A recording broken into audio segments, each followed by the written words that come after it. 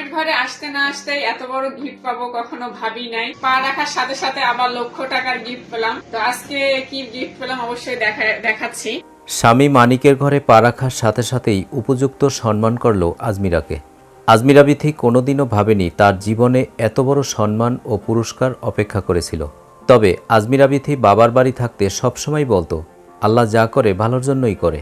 আজমিরাকে মানিক কি এমন পুরস্কার দিল জানতে হলে আমাদের সাথে থাকুন। তো আমার গলায় কিন্তু অবশ্যই আপনারা খেয়াল করছেন এর আগে কিন্তু একটা বেনি চেন ছিল, তো ওইটা কোনো কারণে কিন্তু আমি নষ্ট করে ফেলছি।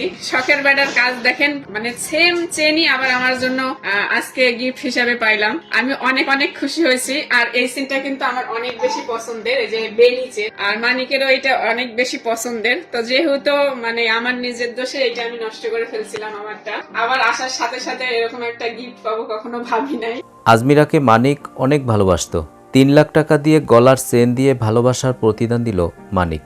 আজমিরা বিথি বলে, আমার 13 বছর সংসার জীবনে এত বড় দামি উপহার মানিকের কাছ থেকে এই প্রথম পেয়েছি। আমি কোনোদিন স্বপ্নেও ভাবিনি এত বড় সারপ্রাইজ মানিক আমাকে দিবে। আমি মানিকের উপহার পেয়ে অনেক খুশি। দর্শক, কেমন লাগলো আজকের ভিডিওটি অবশ্যই কমেন্ট করে জানিয়ে দিন। আর ভিডিওটি যদি ভালো লাগে আমাদের চ্যানেলটি সাবস্ক্রাইব করে আমাদের পাশে থাকুন। ধন্যবাদ।